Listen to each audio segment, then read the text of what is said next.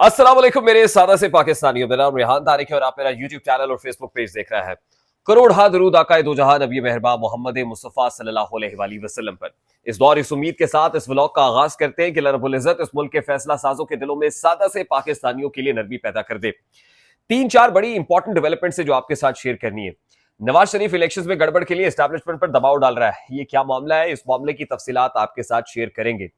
Police और अवाम आमने सामने आ गए, करक में हुआ क्या है, क्या अवाम की जानिब से फौजी भाइयों को सलूट किया गया है या फिर गाड़ियां तोड़ी गई हैं, इस मामले की तफसील भी आपके सामने रखेंगे। इनसाइडर देंगे, इनसाइड स्टोरी असल में है क्या, क्योंकि ये वीडियोस खासी वायरल हो रही हैं जिसमें टूटी हुई गाड़ियां देखी जा सकती हैं, जिसमें हवाई फायरिंग करते हुए देखा जा सकता है, अवाम को मुंतशिर करने के लिए फायर खोला गया है।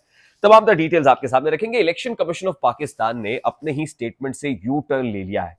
इलेक्शन कमीशन अपने स्टेटमेंट से क्यों फिर गया है, और फिर जनाब मौलाना फजलुर रहमान जब करक में पहुंचे तो उनकी मौजूदगी में थप्पड़ तमाचा रसीद किया गया। ये तमाचा किसके मुंह पर रसीद हुआ है, मौलाना की मौजूदगी में किसने ये कभी हरकत की है, ये हुआ क्यों है, इसकी तफसील भी आपके साथ शेयर करेंगे।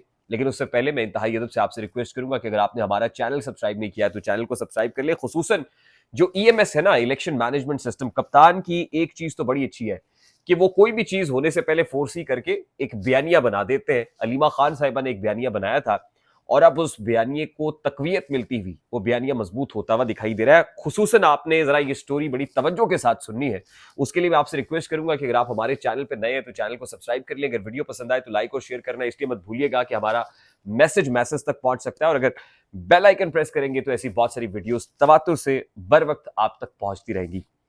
मेरे सादा से पाकिस्तानियों, सबसे पहले तो जो इंपॉर्टेंट चीज है वो ये है कि करक से बड़े तकलीफ दे मनाजिर देखने को मिले।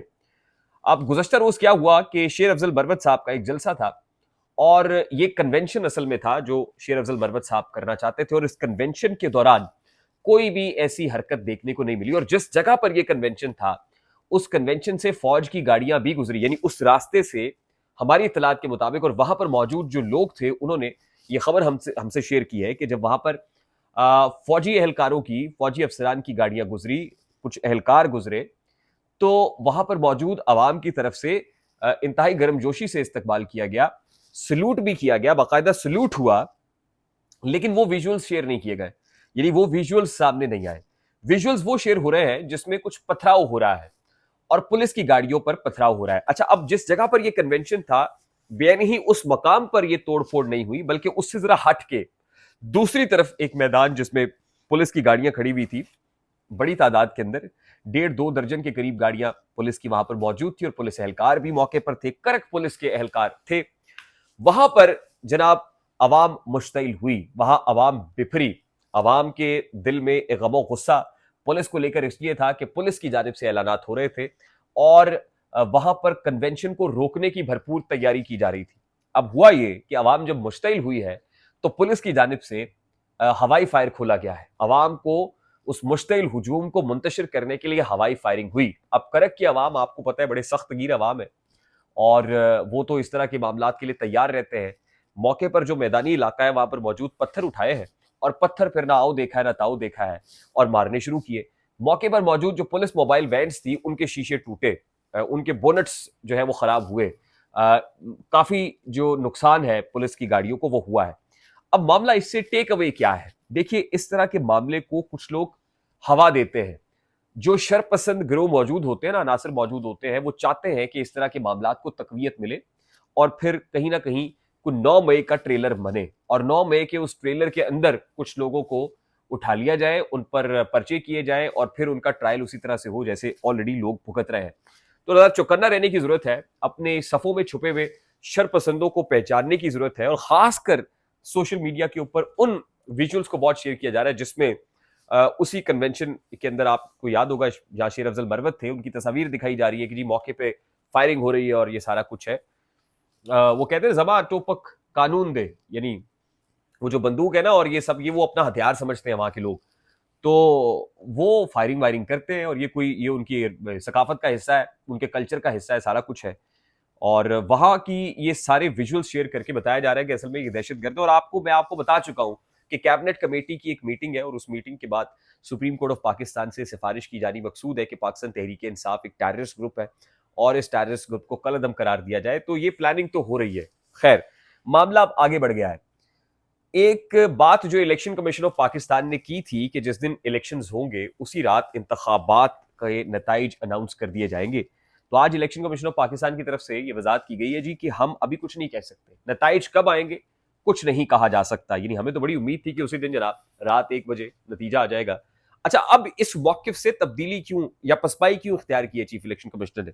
हमारे सोर्सेज ये बता रहे हैं कि election management system EMS, RTS के बाद जो ईएमएस का तजर्बा होने जा रहा है, इस हवाले से जो मॉक टेस्ट हुए हैं, मॉक टेस्ट, उनमें से कोई भी मॉक कामयाब नहीं हुआ। This is very unfortunate. Elections में अब 48 घंटे रह गए हैं और कोई भी मॉक ईएमएस का कामयाब नहीं हुआ। और फिर आरओज और डीआरओज की तरफ से शिकायत की अब बार लग गए कि पोलिंग अमले का ना तो उसके ऊपर कोई डिटेल अवेलेबल है और ना ही ये पता है कि ये इंटरनेट से चलेगी या कैसे होगी। अब इलेक्शन कमीशन ऑफ पाकिस्तान ये कहती है कि जनाब हमारा इंटरनल सिस्टम है, यानी ये जो नेटवर्क है ना हमारा, इस हवाले से एक इंटरनल नेटवर्क होगा और इसकी access election commission of Pakistan के पास होगी, इसको कोई और एक्सेस नहीं कर सकता। अब इल्जाम ये था कि जी सिस्टम्स को हैक करने की बात हो रही है, तो वो कहते हैं जी हमने ऐसा स्ट्रॉन्ग नेटवर्क बनाया कि जिसकी एक्सेस सिर्फ इलेक्शन कमीशन ऑफ पाकिस्तान के पास है। खैर, इलेक्शन कमीशन के पास है तो फिर आप अंदाजा कर सकते हैं कितनी तगड़ी एक्सेस होगी। अब बिलावल साहब ये कहते हैं कि इलेक्शंस में गड़बड़ के लिए, अब पाकिस्तान तहरीक इंसाफ तो इल्जाम लगा ही रही थी ईएमएस के हवाले से, बिलावल साहब भी इस इल्जाम में पीटीआई के क्या कहना चाहिए कि हम कदम हो गए हैं, कंधे से कंधा मिला के खड़े हो गए हैं और वो कह रहे हैं कि इलेक्शंस में गड़बड़ के लिए नवाज शरीफ एस्टैब्लिशमेंट पे जोर डाल रहे हैं। आज सुबह के व्लॉग के अंदर हमने कुछ सर्वेस भी आपके साथ शेयर किए थे। वो सर्वेस को बहुत हौसला अफजा नहीं है एज फार एज पीएमएल और दोज पार्टीज आर कंसर्न कि जिनके लिए हवाओं का रुख बताया जा रहा है। तो गड़बड़ है, मामला गड़बड़ है। और मैं आपको बता दूं कि आरटीएस पार्ट 2 रकम हो सकता है, क्योंकि ईएमएस जिसके लिए कोई मॉक अभी तक सक्सेसफुल नहीं हुआ है और चंद घंटे बाकी रह गए हैं इलेक्शंस के अंदर, और ऐसे में किसी को पता ही नहीं है कि इंटरनेट के जरिए से ये चलनी है। और फिर जाहिर है पोलिंग स्टाफ की जो है तैयारी होनी थी, इस हवाले से एक्सरसाइज होनी थी, प्रिपरेशन होनी थी, वो तैयार ही नहीं है। तो फिर क्या होगा? जाहिर है फस होगा और मिसमैनेजमेंट होगी, इनडिसिप्लिन चीजें होगी और इसके मुताबिक अब हम नहीं हो सकते। फिर आरटीएस पार्ट 2 रकम करने की तैयारी हो रही है। मुझे तो बहुत अफसोस से ये कहना पड़ रहा है कि अभी तक इलेक्शन कमीशन ऑफ पाकिस्तान के पास कोई ठोस इसका जवाब नहीं है।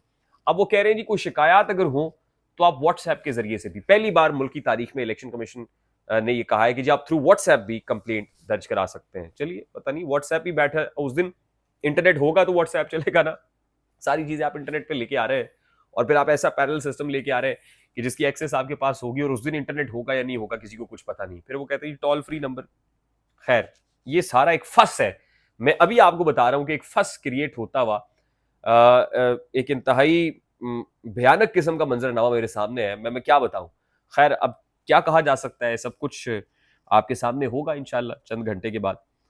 अच्छा, अब मौलाना फजलुर रहमान साहब करक के अंदर ही जलसा करने के लिए पहुंचे और करक में जब जलसा करने के लिए मौलाना फजलुर रहमान साहब पहुंचे, स्टेज पे पहुंचे, अवाम ने उनका इस्तकबाल किया।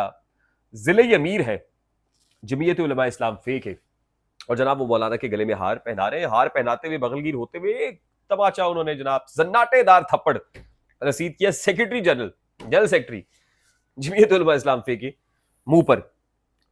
ला हौला वला कुव्वता इल्ला बिल्लाह। वो जनाब एजाज साहब है, सेक्रेटरी जनरल है एजाज साहब, मौलाना एजाज, बारिश आदमी है, उनके मुंह पे तमाचा रसीद किया और जिन्होंने रसीद किया वो उनसे बड़े बुजुर्ग आदमी है, सफेद दाढ़ी है और तमाचा जन्नाटेदार। एजाज साहब के बारे में कहा जाता है कि इंतहाई शुस्ता बयां है, बड़ी मुदल्लल गुफ्तगू करते हैं और बड़ी खूबसूरत शख्सियत है।